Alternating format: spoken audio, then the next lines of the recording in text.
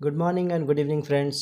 चलिए फ्रेंड, चलते हैं हम लोग अपने आज के सेट के पहले क्वेश्चन में। पहला क्वेश्चन क्या कह रहा है, भारतीय संविधान के अनुच्छेद डैश में उल्लिखित है कि राष्ट्रपति एंग्लो इंडियन समुदाय के 2 सदस्यों को लोकसभा में नाम निर्दिष्ट कर सकते हैं यदि समुदाय का प्रतिनिधित्व प्राप्त ना हो। देखिए, इस क्वेश्चन में बात हो रही है एंग्लो इंडियन की, तो याद रखिएगा एंग्लो इंडियन के लिए जो 2 सदस्यों का जो मनोनीत का जो प्रावधान था, उस प्रावधान को 104वें संविधान संशोधन के तहत ख़त्म कर दिया गया है। ठीक है, ये ध्यान में रखेंगे। तो यहाँ पर अगर था का क्वेश्चन रहता या करते थे इस तरह से रहेगा, तो याद रखिएगा वो आर्टिकल है कौन सा, आर्टिकल 331। आर्टिकल 331 के तहत एंग्लो इंडियन के लिए 2 लोगों का लोकसभा में प्रावधान था, जो अब 104वां संविधान संशोधन के तहत हटा दिया गया है। ये ध्यान में रखेंगे। ठीक है, चलें आगे। नेक्स्ट क्वेश्चन क्या है, निम्नलिखित में किस वर्ष में राष्ट्रीय जूट नीति का सूत्रीकरण किया गया था? इसका उद्देश्य उत्पादकता में वृद्धि, गुणवत्ता में सुधार, जूट किसानों को अच्छी कीमत सुनिश्चित करना और प्रति हेक्टेयर उपज में वृद्धि करना था। यानी सीधा सीधा जूट से रिलेटेड जो भी प्रोडक्शन है उसके बारे में कुछ क्या बोलते हैं, जो राष्ट्रीय जूट नीति जो है वो बनाया गया था। तो ये कब बनाया गया था? ये बनाया गया था ऑप्शन नंबर बी 2005 में। ठीक है, वैसे मैं बता दूं कि वर्ल्ड लेवल पे जूट का जो फर्स्ट प्रोडक्शन कंट्री है, यानी प्रोडक्शन में जो टॉप है वो कौन सा है? बांग्लादेश है। और भारत में कौन सा है? वेस्ट बंगाल है। ये आप ध्यान में रखेंगे। ठीक है, चलते हैं अगले क्वेश्चन में। पार्टी में गुब्बारे फुलाने के लिए निम्नलिखित में से किस अक्रिय गैस का यूज़ करते हैं? देखिए, आपको अक्रिय गैस बोल रहा है, तो याद रखेंगे अक्रिय गैस कौन सा होगा? ऑप्शन नंबर बी हीलियम होगा। हीलियम का एटॉमिक नंबर क्या है? हीलियम 2 एटॉमिक नंबर है। ये ध्यान में रखेंगे।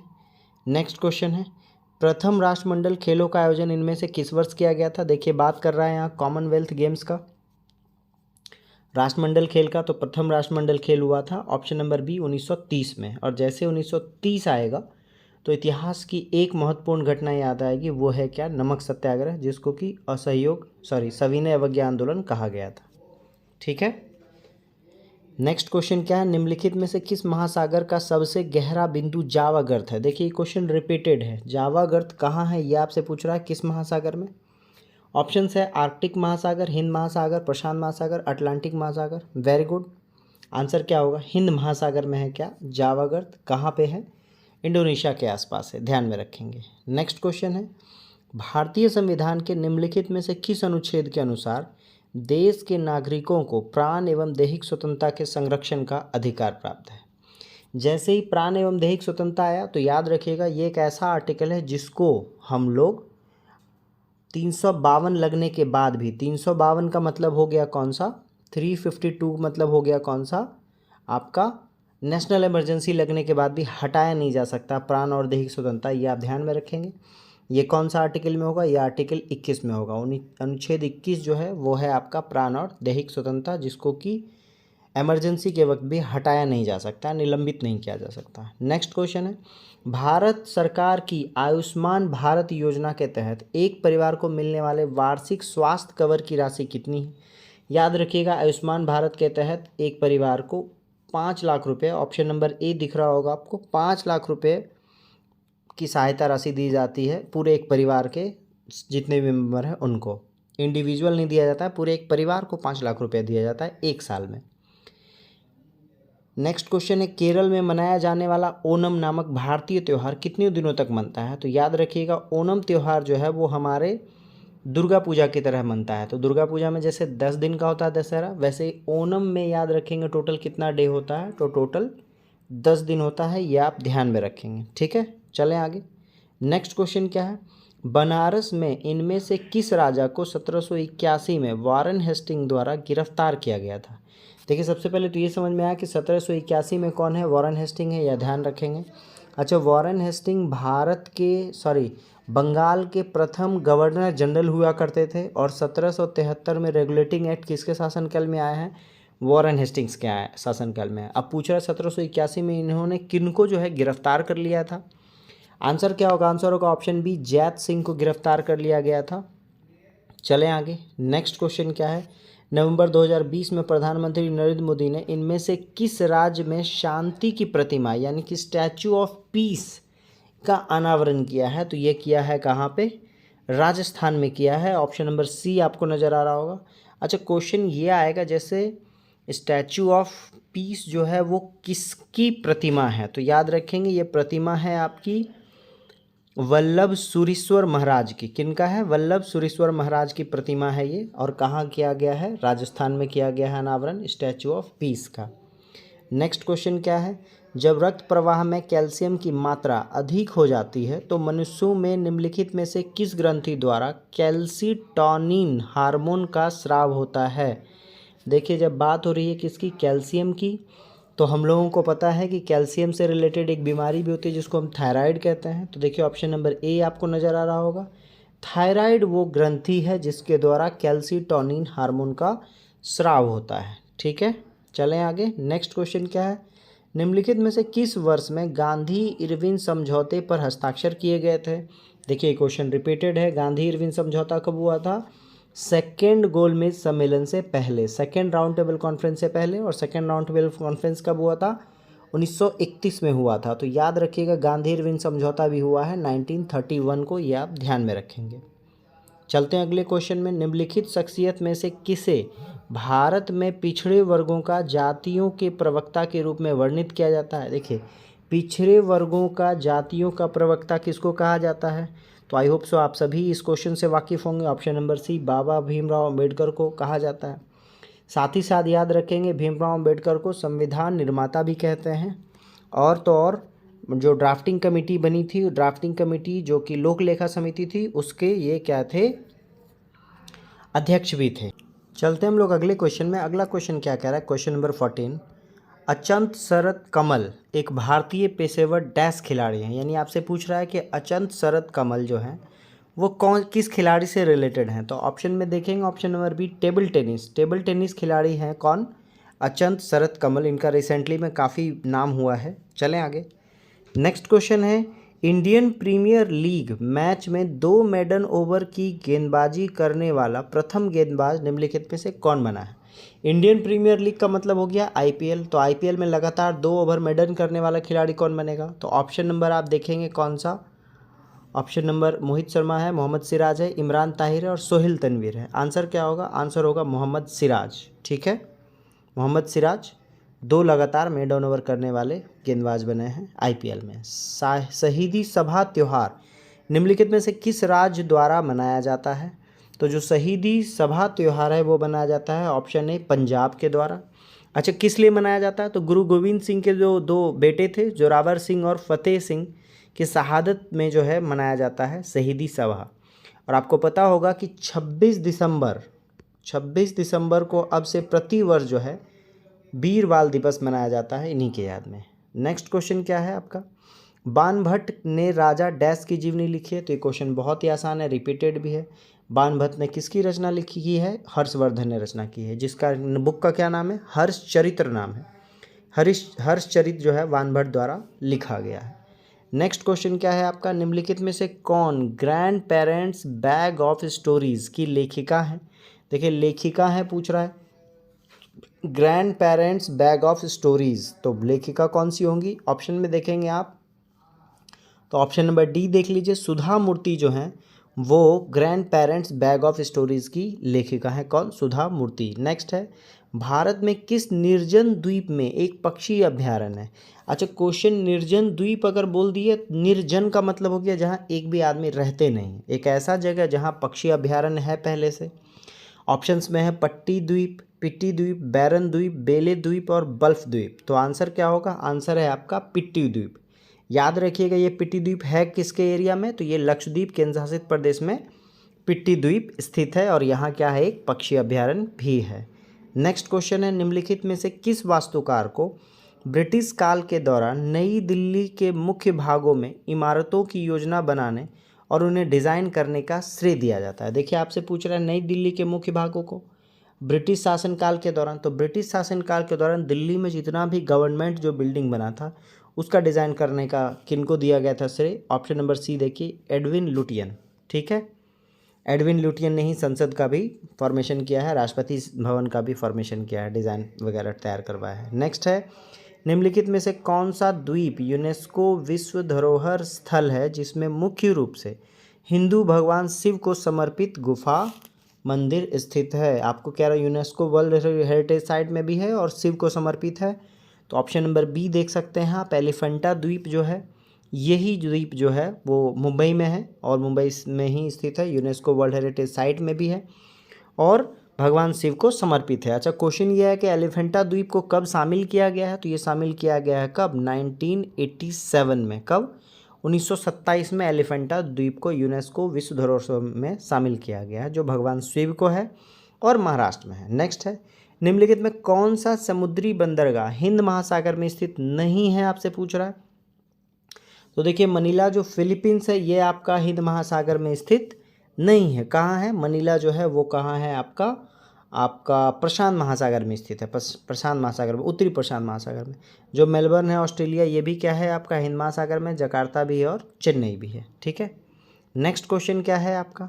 इसरो का प्रस्तावित शुक्रयान मिशन कौन से ग्रह के अध्ययन के लिए होगा? देखिए, आपका नाम में ही दे दिया शुक्रयान, तो किसके लिए होगा? शुक्र के लिए होगा, तो ऑप्शन नंबर सी सही है। चलें, नेक्स्ट क्वेश्चन है, ओलंपिक रिंग पहली बार सार्वजनिक रूप से डैश में प्रस्तुत हुई थी? याद रखिएगा, ओलंपिक रिंग के बारे में कह रहा है। यहाँ टोटल 5 रिंग है। टोटल कितने हैं? 5 रिंग है। और पूछ रहा है आपसे कि इस 5 रिंग जो है, जो ये डिज़ाइन था ओलंपिक का, वो पहली बार कौन से साल में आया था? तो ऑप्शन नंबर सी देखिए, 1913 में आया था। 1913 में ही गीतांजलि के लिए जो है रविन्द्रनाथ टैगोर को साहित्य का नोबेल पुरस्कार में मिला है। 1913 में ही जो है आपका इनको मिला था क्या चीज़? ओलंपिक रिंग का पहली बार फॉर्मेशन हुआ है। गदर पार्टी का भी फॉर्मेशन 1913 में ही हुआ है। नेक्स्ट क्वेश्चन है, स्क्रब टाइफस, ठीक है, रोग एक प्रकार के डैश के कारण होता है। यानी आपसे पूछ रहा है कि जो स्क्रब टाइफस रोग है ये किस वजह से होता है? तो याद रखिएगा, ये ऑप्शन नंबर बी जो है वायरस, ठीक है, सॉरी वायरस नहीं, बैक्टीरिया जो जीवाणु हैं इसकी वजह से होता है। याद रखिएगा, स्क्रब टाइफस जो है वो जीवाणु की वजह से होता है और इसमें जो होता है काफ़ी तेज़ बुखार होता है और सांस लेने में कठिनाई होती है। ठीक है, नेक्स्ट क्वेश्चन है, अकबर के दरबार के नवरत्नों में शामिल महेश दास, ठीक है, का निम्नलिखित में से किस नाम से लोकप्रिय थे? तो जो महेश दास थे ओरिजिनली पूछ रहा है ये किन का नाम था? तो ऑप्शन नंबर ए देख रहे हैं, बीरबल जो है उनका नाम क्या था? महेश दास नाम था। किनका?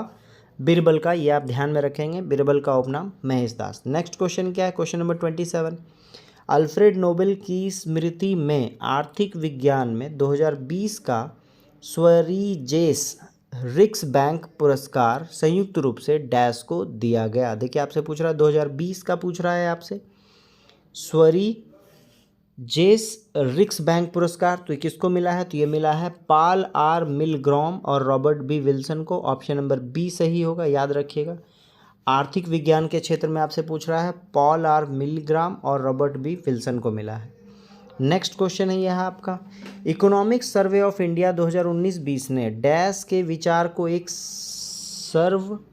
सार्वजनिक हित के रूप में पेश किया जिससे अधिक उपयोग के साथ बढ़ाया जा सकता है। 19-20 के बारे में पूछ रहा है, इकोनॉमिक सर्वे ऑफ इंडिया के बारे में पूछ रहा है, तो याद रखिएगा इसने किस शब्द को, देखिए 4 ऑप्शन को देखेंगे, ये शब्द आएगा, तो इस शब्द कौन सा है? ऑप्शन नंबर ए, विश्वास के विचार को एक सार्वजनिक हित के रूप में पेश किया। ठीक है, इकोनॉमिक सर्वे ऑफ इंडिया ने विश्वास। नेक्स्ट है, मुगल बादशाह शाह आलम द्वितीय ने किस वर्ष में बंगाल, बिहार और उड़ीसा की दीवानी ईस्ट इंडिया कंपनी को अनुदान में दे दी? जैसे ही आप मॉडर्न हिस्ट्री पढ़ेंगे तो आपको 2 बैटल पढ़ना पड़ेगा, एक तो 1757 का और एक 1764 का, बैटल ऑफ प्लासी और battle of Buxar. Battle of Buxar के बाद जो आपके पास बंगाल, बिहार और उड़ीसा का दीवानी दे दिया गया था, तो याद रखिएगा 64 के बाद कौन सा आएगा? 65 आएगा।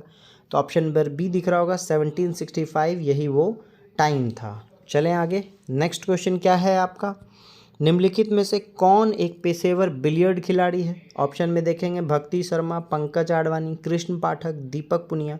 आंसर क्या होगा? आंसर होगा पंकज आडवाणी जो है वो क्या है? एक पेशेवर बिलियर्ड खिलाड़ी है। नेक्स्ट है, यदि प्रकाश एक दूसरे के सामने रखे गए दो दर्पणों से परावर्तित हो तो कितने प्रतिबिंब बनेंगे। देखिए जब दो दर्पण कह रहा है एक दूसरे के सामने, सामने का मतलब याद रखिएगा पैरेलल की बात कर रहा है, ठीक है। जब पैरेलल होगा तो इनके बीच में कितना होगा, ऑप्शन नंबर बी अनंत जो है इमेजेस बनेंगे, ये ध्यान में रखिएगा। अदरवाइज फिर ऐसा कुछ 360 डिग्री और थीटा बाय थीटा और +1 ऐसा कुछ है इनके बीच का एंगल अगर रहे तो, लेकिन एक दूसरे के सामने बोला हो तो याद रखिएगा पैरेलल है तो अनंत इमेज बनेगा, ये ध्यान में रखेंगे। नेक्स्ट क्वेश्चन है, मोहनजोदड़ो में मिले महास्नानागार को डैश की परत चढ़ाकर जलरोधी बनाया गया। जलरोधी बनाने का मतलब है कि उससे जल जो है बाहर नहीं आए, रिसे नहीं। तो किसका परत चढ़ाया गया था जो बृहत स्नानागार मिला था, तो ऑप्शन नंबर सी देखेंगे आप, प्राकृतिक चारकोल का यूज़ किया गया था मोहनजोदड़ो में। चलें आगे। नेक्स्ट क्वेश्चन है, भीमा देवी को समर्पित प्राचीन मंदिर कहाँ स्थित है। आपसे पूछ रहा है भीमा देवी मंदिर। ऑप्शन में देखेंगे तो ऑप्शन नंबर डी देख लीजिएगा आप। ऑप्शन नंबर डी में क्या है आपका, पिंजौर हरियाणा में क्या है, भीमा देवी मंदिर है, ठीक है। चलें आगे। नेक्स्ट क्वेश्चन है आपका, अधिवृक्क ग्रंथियाँ मानव शरीर के किस अंग में स्थित होती हैं। तो देखिए वृक्क ग्रंथियाँ हैं तो वृक्क में होगी, तो ऑप्शन नंबर डी आपको दिख रहा होगा, वृक्क का मतलब किडनी, ठीक है। एड्रिनल जो ग्लैंड है वो कहाँ होगा, किडनी में होगा, तो ऑप्शन नंबर डी सही होगा आपका। नेक्स्ट क्वेश्चन है, भारत के किस राज्य में माणिक्य वंश का शासक था। तो देखिए माणिक्य वंश के शासक के बारे में पूछ रहा है तो आंसर क्या होगा, ऑप्शन ए त्रिपुरा होगा। याद रखेंगे त्रिपुरा में जो है वो क्या था, वीर चंद्र माणिक्य द्वारा त्रिपुरा राज्य में माणिक्य वंश की नींव रखी गई थी और 1949 तक त्रिपुरा पर अपना अधिकार जमाए हुए कौन था, माणिक्य वंश था। नेक्स्ट क्वेश्चन है, विभिन्न देशों को वर्गीकृत करने में विश्व बैंक द्वारा उपयोग किए जाने वाला मुख्य मापदंड निम्नलिखित में से कौन सा है। यानी वर्ल्ड बैंक जो है अलग अलग कंट्री को जो कैटेगराइज करता है वो किस हिसाब से करता है। देखिए वर्ल्ड बैंक है मतलब पैसा से रिलेटेड होगा, पैसा में भी कैसा पैसा, तो ऑप्शन बी देख लेते हैं, पर कैपिटा इनकम कहते हैं, प्रति व्यक्ति आय के हिसाब से कैटेगराइज करती है कौन, वर्ल्ड बैंक। नेक्स्ट क्वेश्चन क्या है आपका, भारतीय संविधान का कौन सा अनुच्छेद भारतीय संसद में मंत्रिपरिषद की भूमिकाओं और जिम्मेदारियों का वर्णन करता है। यहाँ मंत्रिपरिषद का मतलब क्या हो गया, कैबिनेट हो गया, और याद रखिएगा कैबिनेट की चर्चा एक ही जगह है, आर्टिकल 74 ऑप्शन नंबर ए में है, और इसी 74 बी में शायद लिखा हुआ है कि प्रेसिडेंट को दिया जाने वाला सलाह जो है वो क्या होगा, बाध्यकारी हो जाएगा, जो 42वां संविधान संशोधन 1976 में जुड़ा था, ठीक है। आर्टिकल कौन सा, 74, जिसमें कैबिनेट के बारे में है। नेक्स्ट क्वेश्चन है, राज्यों की परिषद यानी राज्यसभा में कामकाजी की प्रक्रिया और आचरण के किसी नियम के तहत राज्यसभा के सभापति उपसभापति के पैनल में 6 सदस्यों को नामित करते हैं, ठीक है। ये पूछ रहा है जिनमें से एक सभापति और उपसभापति दोनों की अनुमति में सदन की अध्यक्षता करता है। आपसे यही पूछ रहा है कि किस नियम के तहत, ये देखिए यहाँ पूछ रहा है किस नियम के तहत 6 लोगों को नामित करेगा और एक क्या बनाएगा, एक पैनल बना लेगा, ठीक है। वो नियम का नंबर आपसे पूछ रहा है तो ऑप्शन नंबर आपको बी नज़र आएगा। नियम नंबर 8 के तहत जो है ये घटनाएं होती हैं। ये घटना में क्या था आपका, सभापति क्या करेगा, 6 लोगों का एक पैनल डिसाइड करेगा, तो ऑप्शन नंबर बी नियम नंबर 8। नेक्स्ट है, कुछ भौगोलिक क्षेत्रों के प्रतिशत में के रूप में वन आच्छादन के संदर्भ में द्विवार्षिक भारतीय वन स्थिति रिपोर्ट यानी 2019 का जो वार्षिक रिपोर्ट है के अनुसार निम्नलिखित से कौन सा राज्य भारत के शीर्ष 5 राज्य में नहीं है। देखिए किस में, परसेंटेज वाइज बोल रहा है, तो देखिए कौन सा 5 राज्य होगा, एक तो मिज़ो होगा, यानी मिज़ो का मतलब मिज़ोरम। दूसरा क्या होगा, दूसरा होगा अरुणाचल प्रदेश, ARUNACHL ऐसे समझिए। थर्ड कौन सा होगा, मेघालय होगा, MEGHA, परसेंटेज वाइज की बात कर रहे हैं। चौथा होगा आपका मणिपुर, MANI, ठीक है। और पांचवा है आपका नागालैंड, NAGA। ये 5 राज्य क्या हैं, परसेंटेज वाइज टॉप पे हैं डिक्रीजिंग ऑर्डर में, ठीक है। मिज़ोरम, अरुणाचल प्रदेश, मेघालय, मणिपुर और नागालैंड। तो इस 5 में कौन नहीं है, MP नहीं है, ध्यान में रखेंगे। जबकि जब हम बात करेंगे एरिया वाइज तो MP क्या है, टॉप पर है, ये ध्यान में रखेंगे, ठीक है। तो चलते हैं हम लोग अब ऑप्शन देखते हैं। मेरे हिसाब से शायद ऑप्शन में एमपी हो। हाँ, ऑप्शन नंबर ए देख लीजिए आप। परसेंटेज वाइज टॉप 5 में कौन नहीं है? एमपी नहीं है, तो ऑप्शन नंबर ए सही होगा। लेकिन याद रखिएगा एरिया वाइज टॉप में कौन है? एमपी है। नेक्स्ट क्वेश्चन है आपका, केंद्रीय स्वास्थ्य मंत्रालय द्वारा राष्ट्रीय सहायक प्रजनन प्रौद्योगिकी और सेरोगेसी बोर्ड, देखिए सेरोगेसी बोर्ड के बारे में आपने सुना होगा, सेरोगेसी के बारे में, कि विशेषज्ञ सदस्य के रूप में किसे नियुक्त किया गया है? तो याद रखिएगा सेरोगेसी मामले में जो विशेषज्ञ समिति बना है उसमें से डॉक्टर आरजी पटेल को जो है नियुक्त किया गया है। ठीक है, नेक्स्ट क्वेश्चन क्या है, विश्व ऑटिज्म जागरूकता दिवस हर साल किस दिन को मनाया जाता है? तो याद रखिएगा विश्व ऑटिज्म आपसे पूछ रहा है जागरूकता दिवस, तो ऑप्शन नंबर बी नज़र आ रहा होगा। 2 अप्रैल को मनाया जाता है विश्व ऑटिज्म जागरूकता दिवस। अच्छा, 4 अप्रैल को हम लोगों ने माइन सेफ्टी के बारे में देखा था, खदान दिवस के बारे में देखा था लास्ट सेट में, ध्यान में रखिएगा।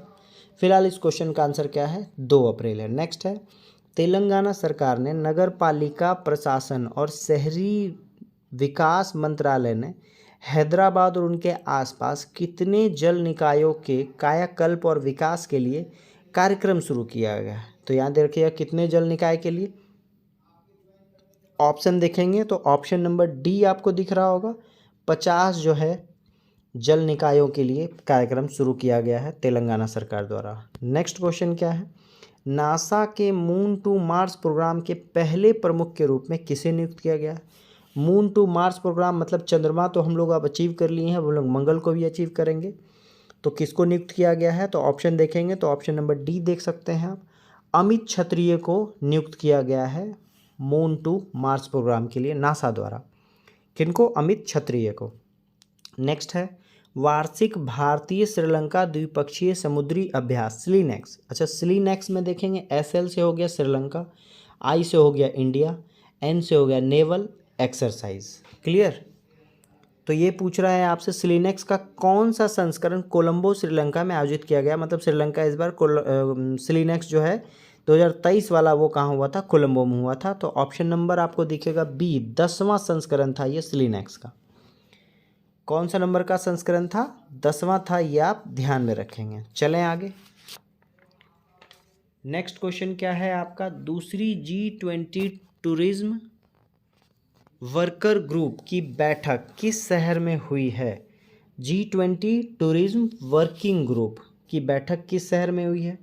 तो ऑप्शन नंबर आपको दिख रहा होगा ए, सिलीगुड़ी, है ना। जब टूरिज्म की बात कर रहा है तो क्या होगा? घूमना होगा, और घूमना कहाँ है? हम लोग चलेंगे सिलीगुड़ी देखने, वहाँ का अच्छा सा नेचुरल क्लाइमेटिक जो है दृश्य देखने चलेंगे। कहाँ? सिलीगुड़ी। तो याद रखिएगा G20 का टूरिज्म वर्किंग ग्रुप का जो बैठक हुआ है वो किस शहर में हुआ है? सिलीगुड़ी में हुआ है। नेक्स्ट क्वेश्चन क्या है, रक्षा मंत्रालय ने देश की रक्षा क्षमताओं को बढ़ाने के लिए घरेलू उत्पादों के साथ लगभग 5400 करोड़ रुपए की कुल लागत पर कितने अनुबंधों पर हस्ताक्षर किए हैं? रक्षा क्षमताओं को बढ़ाने के लिए 5400 करोड़ की लागत पे टोटल कितने एग्रीमेंट हुए हैं? तो ऑप्शन नंबर बी, 3 एग्रीमेंट हुए हैं। चलें, नेक्स्ट क्वेश्चन क्या है, नई दिल्ली में दीनदयाल उपाध्याय ग्रामीण कौशल योजना यानी DDU-GKY के तहत कैप्टिव एम्प्लॉयर्स नामक एक अनूठी पहल किसने शुरू की? कैप्टिव एम्प्लॉयर्स नामक पहल जो है वो शुरू किया है option number D, Giriraj Singh ने। और गिरिराज सिंह कौन से मंत्री हैं? केंद्रीय ग्रामीण विकास मंत्री हैं। कौन से? गिरिराज सिंह केंद्रीय ग्रामीण विकास मंत्री हैं। नेक्स्ट क्वेश्चन क्या है, solar energy corporation of India SECI को dash central public sector enterprises का दर्जा दिया गया है। किस तरह का वो कंपनी बन चुका है? तो ऑप्शन नंबर बी देखेंगे, mini ratna category 1 central public sector enterprises का दर्जा मिला है। किसको? Solar energy corporation of India limited को। क्या मिला है? Mini ratna category 1। Next question है, 10 दिवसीय सांस्कृतिक उत्सव सौराष्ट्र तमिल संगम किस राज्य में हुआ है? अच्छा, इस क्वेश्चन को देखते ही मुझे लगा सौराष्ट्र का मतलब हो गया या तो गुजरात या महाराष्ट्र, फिर तमिल भी आ गया तो थोड़ा डाउट हुआ। लेकिन याद रखिएगा सौराष्ट्र का मतलब होता है गुजरात और महाराष्ट्र मिलाकर सौराष्ट्र पहले हुआ करता था जो अलग हुआ। तो याद रखेंगे इसका आंसर क्या होगा? ऑप्शन नंबर सी, गुजरात होगा 49 का।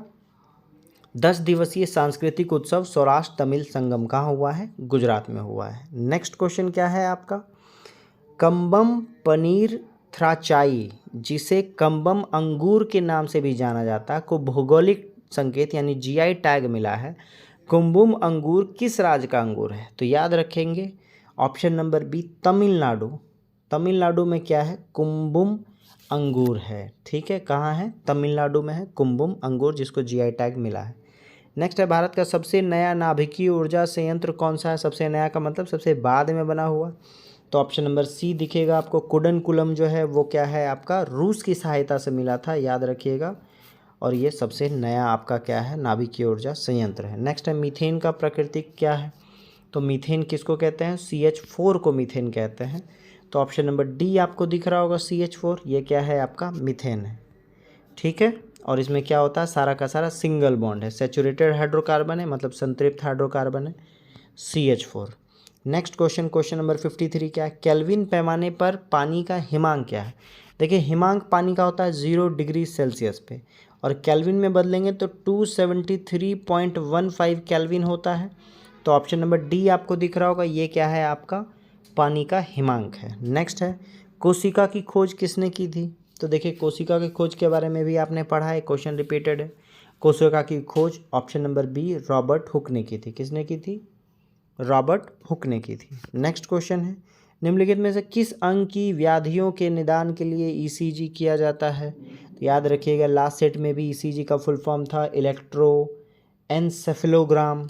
तो ये किसको किया जाता है? तो आपने पढ़ा होगा ब्रेन मैपिंग को लेकर। तो ऑप्शन नंबर ए जो है मस्तिष्क है, इसमें आपका क्या होता है? ईसीजी होता है। ठीक है, चलें आगे, सॉरी ईईजी होता है। और जब बात करेंगे ईसीजी का, तो इलेक्ट्रोकार्डियोग्राम होता है, कार्डियो का मतलब हृदय होता है, तो थोड़ा सा डिफरेंस है, ध्यान रखेंगे। ईईजी हो गया किसके लिए? मस्तिष्क के लिए।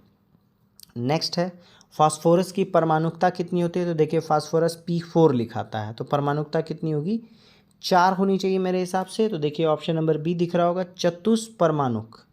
मतलब अगर सिर्फ फास्फोरस आपस में जुड़े तो वो कितने फास्फोरस जुड़ेंगे? तो याद रखिएगा, टोटल 4 फास्फोरस जुड़ेंगे। और जब फास्फोरस का परमाणु संख्या की बात करेंगे तो याद रखिएगा, एटॉमिक नंबर कितना है? 15 है परमाणु फास्फोरस का। ठीक है, चलें आगे। नेक्स्ट है, श्वसन नली यानी ट्रैकिया इनमें से किस मानव तंत्र का एक भाग है? तो याद रखिएगा, ट्रैकिया क्या होता है आपका? श्वसन तंत्र का पार्ट है। यहाँ से पूछ रहा है श्वास नली, जब पहले ही पूछ दिया है तो पूछ रहा है किस तंत्र का भाग है। कुछ कुछ क्वेश्चन बहुत आसान होता है, आप हिंदी और इंग्लिश दोनों में देखेंगे तो बहुत ईजी हो जाना है। तो श्वसन तंत्र का पार्ट होगा। ठीक है, ट्रैकिया। नेक्स्ट है, निम्नलिखित में कौन सी ग्रंथि इंसुलिन हार्मोन का उत्पादन करती है? देखिए, ये भी क्वेश्चन रिपीटेड है। इंसुलिन कहाँ से इंसुलिन का स्राव होता है? तो याद रखिएगा, इंसुलिन का स्राव होता है पैनक्रियाज से, जिसको क्या कहा जाता है? अग्नाशय कहा जाता है। ठीक है, पैनक्रियाज यानी अग्नाशय में इंसुलिन होता है, का स्राव होता है। नेक्स्ट है, निम्नलिखित में कौन सी विद्युत चुम्बकीय तरंग है? तो देखिए, विद्युत चुम्बकीय तरंग के बारे में पूछा जा रहा है आपसे। तो टोटल क्या है? 7 प्रकार का विद्युत चुम्बकीय तरंग होता है, जिसमें एक कुछ क्या नाम क्या है? दृश्य प्रकाश है, एक्स किरण है, गामा किरण है, रेडियो तरंग है। तो देखिए, यहाँ आपको दिख रहा होगा एक्स किरण, तो ऑप्शन नंबर सी ये क्या है? विद्युत चुम्बकीय तरंग है। नेक्स्ट है, दम्मा यानी अस्थमा मानव शरीर के डैश का विकार है। याद रखिएगा, जब दम्मा होता है तो लोगों को खांसी ज़्यादा होती है। खांसी ज़्यादा होगी तो किससे होगा? रेस्पिरेटरी सिस्टम से होगा। तो ऑप्शन नंबर ए नज़र आ रहा होगा, श्वसन तंत्र से रिलेटेड बीमारी कौन सा है? दम्मा है, जिसको अस्थमा कहा जाता है। नेक्स्ट है, लाई डिटेक्टर उपकरण को डैश भी कहा जाता है। तो देखिए, यहाँ पर आपका आंसर लिखा हुआ है कंप्लीट डिटेल में। लाई डिटेक्टर को पॉलीग्राफ, ऑप्शन नंबर डी देखते हैं, पॉलीग्राफ भी कहा जाता है, पॉलीग्राफी टेस्ट भी कहते हैं हम लोग लाई डिटेक्टर टेस्ट को। ठीक है, जिसमें कि लोगों को कई सारे सेंसर नर्व में सिस्टम लगाकर, मशीन लगाकर चेक किया जाता है कि वो सही बोल रहा है या गलत बोल रहा है। क्वेश्चन नंबर 62 क्या है? माइक्रोसॉफ्ट एक्सेल में वर्कबुक डैश का संग्रह। देखिए, जब बात एक्सेल कह रहा है और वर्कबुक कह रहा है तो वर्कशीट होगा, तो ऑप्शन नंबर सी सही होगा। देखिए, इसका डिटेल में दिया हुआ है, वर्कशीट कहा जाता है। क्लियर, एक्सेल को। नेक्स्ट क्वेश्चन 63 क्या कह रहा है? 63 कह रहा है, थायरॉक्सिन के संश्लेषण के लिए कौन सा तत्व आवश्यक है? देखिए, अभी हम लोगों ने पढ़ा था थायराइड ग्लैंड्स के बारे में, है ना। तो आपसे यही फिर वापस से क्वेश्चन पूछ रहा है कि थायरॉक्सी के संश्लेषण के लिए कौन सा अनिवार्य है। तो याद रखिएगा थायराइड ग्लैंड भी, आयोडीन की कमी से थायराइड बीमारी भी होता है। तो याद रखिएगा यहाँ थायरॉक्सिन है तो क्या होगा, आयोडीन होगा। ऑप्शन नंबर बी सही होगा आपका। नेक्स्ट है प्रोटियम में कितने न्यूट्रॉन मौजूद होते हैं। याद रखिएगा प्रोटियम किसको कहते हैं, प्रोटियम हाइड्रोजन का सबसे प्रचुर मात्रा में उपलब्ध समस्थानिक है। ठीक है, इसमें मात्र एक ही प्रोटॉन होते हैं। तो आपसे पूछ रहा है न्यूट्रॉन होगा कि नहीं होगा, तो याद रखिएगा न्यूट्रॉन नहीं होगा। तो ऑप्शन नंबर डी सही होगा, प्रोटियम में एक भी न्यूट्रॉन नहीं होता है, ध्यान रखेंगे। नेक्स्ट क्वेश्चन क्या है, वायु में मौजूद निम्नलिखित में कौन सा तत्व चांदी की वस्तुओं को काला कर देता है, मतलब चांदी से रिएक्ट कर लेता है, कौन सा, सल्फर। और सल्फर का एटॉमिक नंबर क्या है, 16। और सल्फर को हिंदी में क्या कहेंगे, गंधक कहेंगे। तो ऑप्शन नंबर बी आपको दिख रहा होगा, चांदी जो है वो सल्फर से रिएक्शन करके हाइड्रोजन सल्फाइड बना लेता है। ठीक है, नेक्स्ट क्वेश्चन क्या है, हाइड्रोजन सल्फाइड नहीं, सॉरी। नेक्स्ट क्वेश्चन है निम्नलिखित में से कौन सा यह निर्धारित करता है कि रासायनिक अभिक्रिया नहीं हुई है, नहीं हुई है आपसे पूछ रहा है। तो देखिए गैस में उत्पत्ति है तो रासायनिक प्रक्रिया हुई होगी, अवस्था में भी परिवर्तित हो जाता है, रंग में भी परिवर्तित हो जाता है। अगर आकार में परिवर्तन हुआ हो तो इट इज़ नॉट डेफिनेटली कि आपका रासायनिक अभिक्रिया यानी केमिकल रिएक्शन हुआ है या नहीं हुआ, आकार से रिलेटेड नहीं है केमिकल रिएक्शन। नेक्स्ट है परमाणु ऊर्जा अधिनियम डैश नाभिकीय शक्ति उत्पादन के निजी नियंत्रण को प्रतिबंधित करता है। मतलब न्यूक्लियर रिएक्टर से रिलेटेड जो भी काम होगा वो सिर्फ सरकार के नियंत्रण में होगा, उत्पादन जो है निजी नियंत्रण को प्रतिबंधित करता है, यानी प्राइवेट सेक्टर को नहीं दिया जा सकता। तो कौन सा एक्ट है वो आपसे पूछ रहा है, तो याद रखिएगा आंसर है वो एक्ट है 1962, 1962 का वो एक्ट है। ठीक है, और याद रखिएगा भारत चीन में जो वॉर हुआ था जिसकी वजह से माना जाता है कि जवाहरलाल नेहरू को हार्ट अटैक भी आया है, वो भी वॉर कब हुआ है, 1962 में ही हुआ है। ठीक है, उसी समय प्रतिबंधित किया गया था प्राइवेट सेक्टर को। नेक्स्ट क्वेश्चन है निम्नलिखित में कौन सा एक कंप्यूटर के संदर्भ में आउटपुट डिवाइस है। आउटपुट का क्या मतलब होता है, आउटपुट का मतलब होता है जो हम लोगों को निष्कर्ष दे। ठीक है, तो जैसे मैग्नेटिक स्कैनर है वो भी अंदर लेता है डेटा को, लाइट पेन भी अंदर है मार्कर की तरह, जैसे मैं ये पेन यूज़ कर रहा हूँ ये भी आपका क्या है, इनपुट डिवाइस है। ट्रैक बॉल भी इनपुट डिवाइस है, माउस की तरह काम करता है। प्लॉटर जो है एक तरह का प्रिंटर है और प्रिंट करके हमको क्या मिलता है, बाहर मिलता है डेटा। तो प्लॉटर क्या हो गया, आपका एक आउटपुट डिवाइस हो गया। नेक्स्ट क्वेश्चन है इनमें से किस प्रकार के अंगों की बुनियादी संरचना एवं उत्पत्ति समान होती है किंतु उनके कार्य डिफरेंट होते हैं। अंग के बारे में कह रहा है और बुनियादी संरचना यानी बेसिक स्ट्रक्चर वो होता है क्या होगा, समान होगा, बट जो कार्य होगा वो अलग अलग होगा। उसको क्या कहते हैं, समधर्मी, समजात, विषमधर्मी, समवृत्ति। तो याद रखिएगा आंसर क्या होगा, आंसर होता है होमोलोगस। तो होमोलोगस किसको कहते हैं, समजात को कहते हैं। ऑप्शन नंबर बी सही होगा। क्वेश्चन नंबर 70 क्या कह रहा है, लैंगिक प्रजननशील प्राणियों में समान गुण के वंशाणुओं यानी जेरीज के कितने प्रतिरूप मौजूद होते हैं। समान गुण के वंशाणुओं के बारे में बात कर रहा है। ऑप्शन में है 1 2 3 4, आंसर क्या होगा, आंसर होगा 2। ठीक है, लैंगिक प्रजननशील प्राणियों में समान गुण के वंशाणुओं के 2 प्रतिरूप मौजूद होते हैं। ठीक है, चलें आगे। नेक्स्ट क्वेश्चन क्या है, वर्ल्ड वाइड वेब यानी WWW का आविष्कार किस वर्ष किया गया था। याद रखिएगा WWW का जो आविष्कार है वो टिम बर्नर ली द्वारा किया गया था और 1989 में किया गया था, 1989 में किया गया था। चलें आगे। नेक्स्ट क्वेश्चन है पाइक या पाइका नृत्य निम्नलिखित में से किस भारतीय राज्य से संबंधित है। तो देख लेंगे आप पाइका किससे रिलेटेड है। ऑप्शन नंबर ए उड़ीसा से रिलेटेड है, कौन, पाइका। और याद रखिएगा ये एक युद्ध संबंधी लोक नृत्य है। ठीक है, नेक्स्ट क्वेश्चन है भारत में निम्नलिखित में से किस NGO को 2019 के लिए संयुक्त राष्ट्र के इक्वेटर पुरस्कार से सम्मानित किया गया था। तो आंसर क्या होगा, आंसर है आपका option number D, Deccan development society को 2019 में संयुक्त राष्ट्र के इक्वेटर पुरस्कार से सम्मानित किया गया है। नेक्स्ट क्वेश्चन है पाकिस्तान नाम किस वर्ष में गढ़ा गया है। याद रखिएगा पाकिस्तान का सबसे पहला डिमांड 1940 के लाहौर सेशन में हुआ था। लेकिन इससे पहले पाकिस्तान को चौधरी रहमत अली ने पाकिस्तान नाम का वर्ड गढ़ा था, और वो कब गढ़ा था? ऑप्शन नंबर बी 1933 में गढ़ा था। ठीक है, चलें आगे। नेक्स्ट क्वेश्चन क्या है आपका? भारत के संविधान का मसौदा तैयार करने के लिए संविधान सभा ने डैश को मसौदा समिति का गठन किया। मसौदा समिति का मतलब हो गया ड्राफ्टिंग कमेटी। ठीक है, जिसके हेड कौन थे? B.R. अम्बेडकर थे। इसका गठन कब हुआ है? तो ये हुआ हमारे आज़ादी के 14 दिन बाद जो है ड्राफ्टिंग कमेटी का गठन हुआ, ये ध्यान में रखेंगे। संविधान सभा का गठन तो हो गया था 9 दिसंबर 1946 को, लेकिन जो ड्राफ्टिंग कमेटी थी, लिखने वाली कमेटी थी, जो मोस्ट इम्पॉर्टेंट कमेटी थी, जिसके अध्यक्ष B.R. अम्बेडकर थे, वो हमारे संविधान जो आज़ादी के बाद 14 दिन बाद बना है, यानी कि ऑप्शन नंबर ए दिख रहा होगा, 29 अगस्त 1947 को बना है। ठीक है, ड्राफ्टिंग कमेटी, जिसको मसौदा कमेटी भी कहा। नेक्स्ट है, महात्मा गांधी ने किस पुस्तक में लिखा है कि भारत में ब्रिटिश शासन भारतीयों द्वारा किए गए विस्तारित सहयोग का परिणाम है। इसका मतलब है कि भारत अगर गुलाम बना है तो भारतीयों ने काफ़ी सहयोग दिया है। ये किस बुक में लिखा है?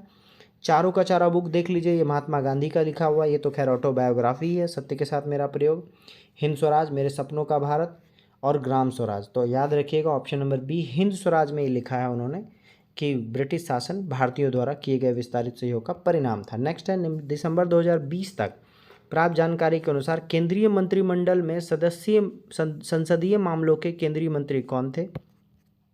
तो याद रखिएगा दिसंबर 2020 नहीं, अगर वर्तमान में भी अगर बात किया जाए तो वर्तमान में भी ये वही हैं। आंसर क्या होगा? आंसर होगा option number A, Prahlad Joshi जो हैं वो केंद्रीय मंत्रिमंडल में संसदीय मामलों के मंत्री हैं। केंद्रीय मंत्री कौन है? प्रहलाद जोशी। नेक्स्ट क्वेश्चन है, निम्नलिखित में से कौन सा रोग विषाणु जनित नहीं है, यानी कि वायरस से नहीं होता है? जैसे डेंगू बुखार बात करेंगे तो वायरस से होगा, जुकाम भी क्या होता है? वायरस होता है, एड्स भी क्या है? वायरस है। हैजा जो है वो वायरस से नहीं होता है। हैजा क्या है? जल जनित रोग है, यानी कि पानी की वजह से होता है। कौन? हैजा। तो ये था आपके सेट का last question. I hope so आपको सेट में मज़ा आ रहा हो। All of you all the best, have a nice day, good night, take care.